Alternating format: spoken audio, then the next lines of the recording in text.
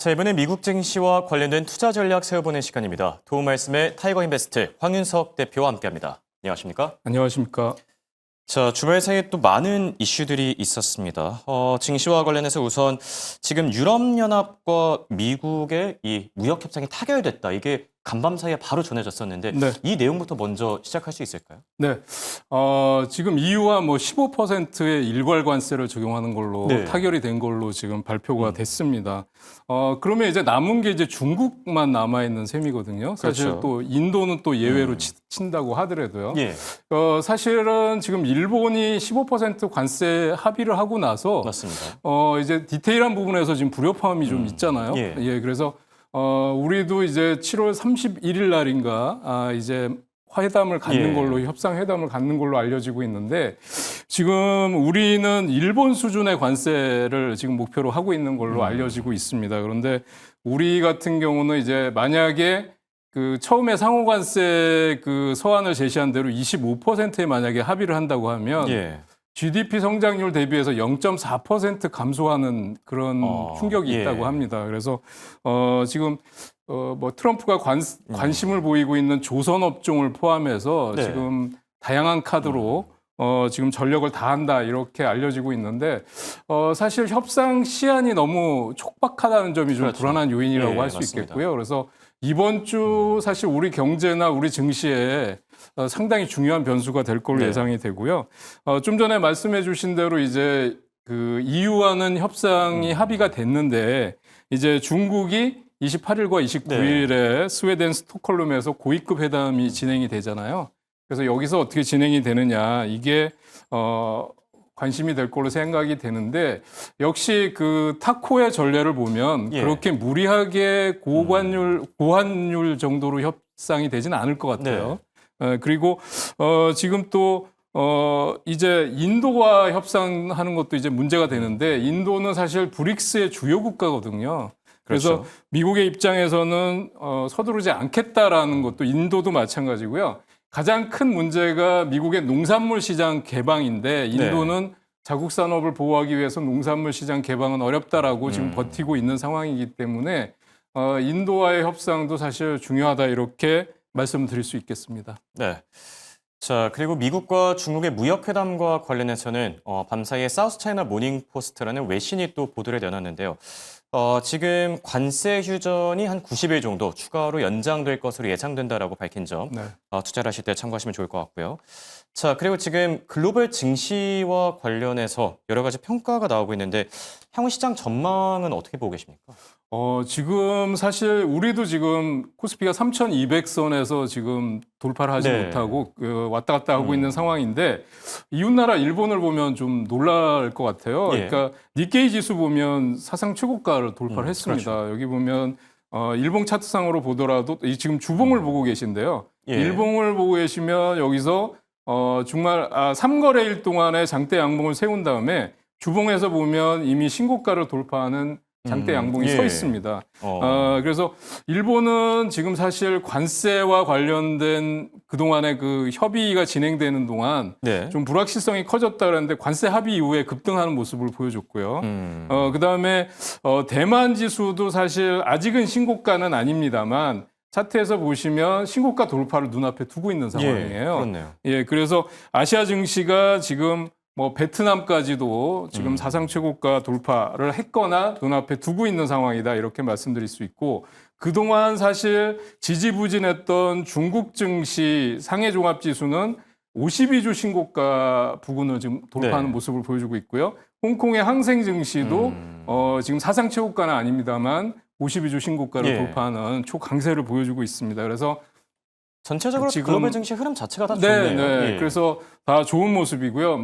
미국 증시는 나스닥하고 S&P 500이 매일 교대로 사상 맞습니다. 최고가를 경신하고 있잖아요. 그래서 이제 그 증시에 대한 상승 기대감은 최고조에 달해 있다 그러는데 한편으로 또 경고음도 많이 나오고 있어요. 경고 어디서 나오고 있죠? 그래서 지금 보시면은 이제 앞으로 시장이 좀 불안하다라고 하는 게 골드만삭스 쪽에서는요. 최근에 고위험 투기적 거래 또는 급증하고 있다. 그래서 실제로 밈 주식이 요즘에 좀 네, 기승을 그렇습니다. 부리고 있기도 하죠. 예, 그래서 그런 걸로 해서 지금 투기적 매매가 단기적으로는 상승이 나올 수 있겠지만 예. 거품이 붕괴되면 지금 더 큰 하락장의 위험이 증가될 수 있다. 이렇게 골드만삭스에서는 경고를 하고 있고요. 네. 그다음에 뱅크 오브 아메리카의 마이클 하트넷도 지금 전 세계적인 통화 정책 완화 또 금융 규제 완화로 인해서 주식 시장의 버블 위험이 커지고 있다.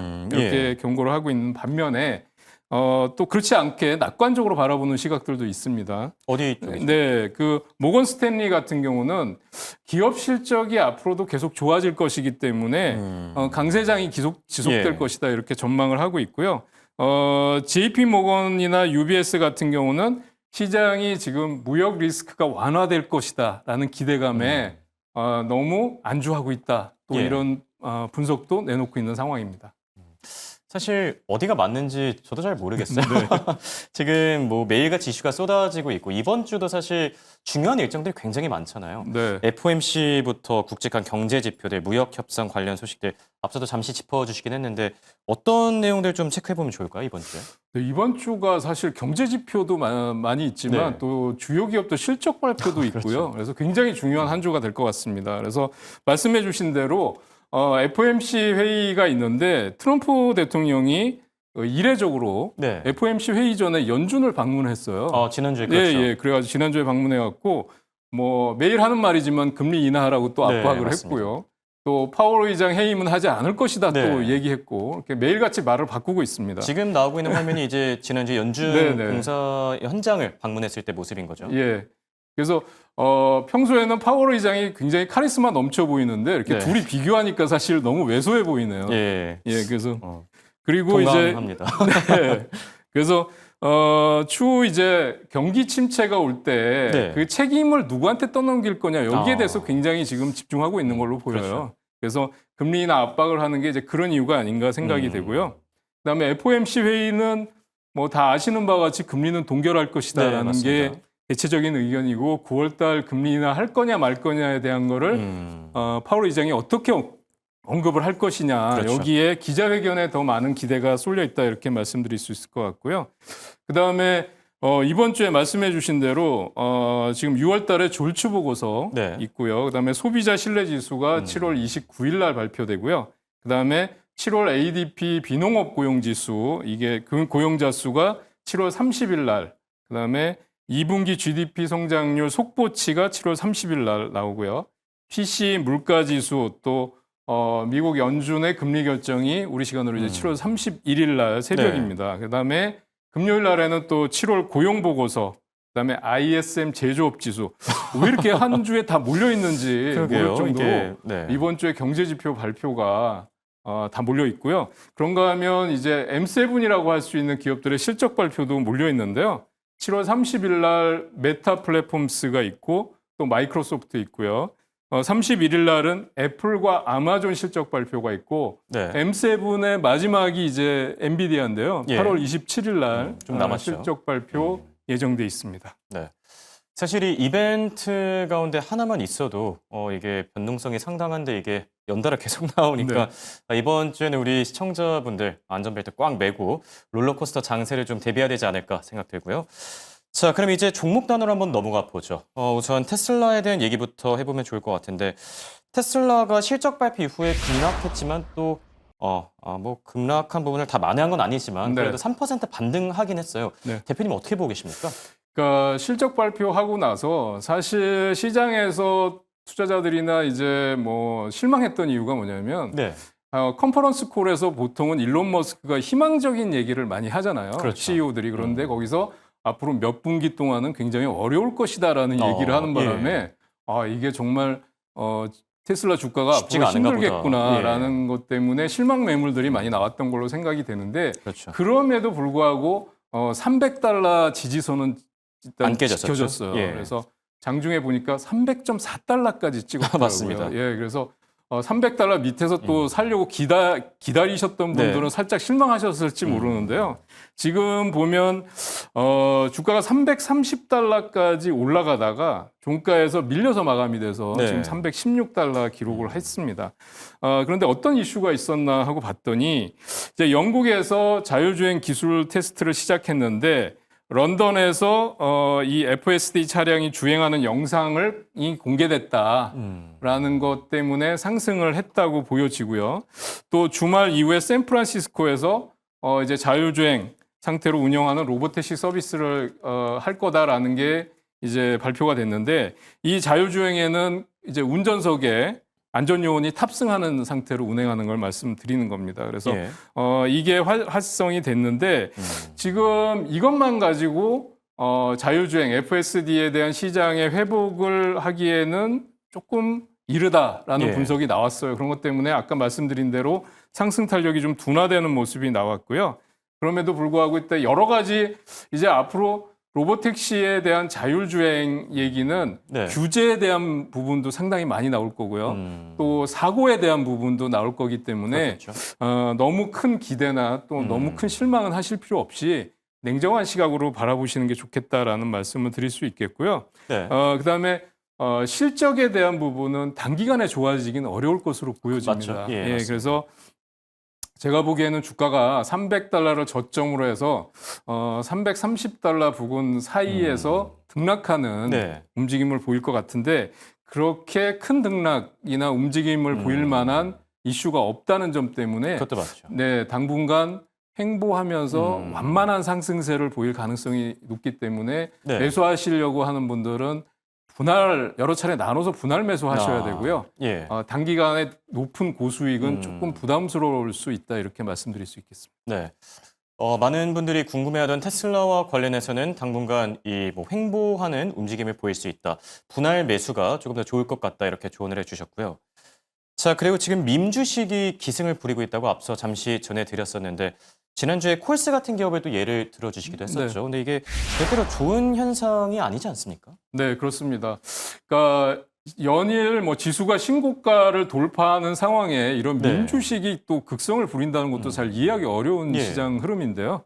지금 헬스케어 트라이앵글이라고 하는 기업이 있는데 이게 정말 $1 미만 기업입니다. 예, 지금 0.07이라고 나오고 있네요. 네, 예. 그래서 지금 이게 그 의료 생명과학 분야의 다양한 솔루션을 발전시키는 데 중점을 둔 의료 정보 기술 기업이라고 알려져 있는데 네. 매출은 감소되고 정체돼 있고 또 5센트 미만의 이 밈 주식이 지금 현재 미국 증시 거래량의 15%를 차지했어요. 전체 거래량. 이거는 문제가 있어 보이는데요. 네, 그래서 예. 이게 정말 이게 웬일인가 싶을 정도고요. 민 주식 열풍의 새로운 사례로 또 부각이 되고 있습니다. 2021년도에 게임스탑 사태가 다시 재현될 거냐 그렇죠. 말 거냐 하는 건데 근데 이게 문제가 사실 네. 밈 주식이 기승을 부릴 때 보통 이제 증시 상승장이 거의 끝물이다 이런 얘기들이 많지 않습니까? 네. 그래서 그게 우려되는 부분인데 네. 한 가지 2021년도와 좀 다른 흐름은 뭐냐면 어떤 그때는 부분이죠? 게임스탑이나 AMC 같은 종목이 두 종목이 그냥 끝까지 상승하는 모습을 보여주는데 민 주식 대장주들이었었죠. 네, 대장주들인데 지금은 빠르게 변화하고 있어요.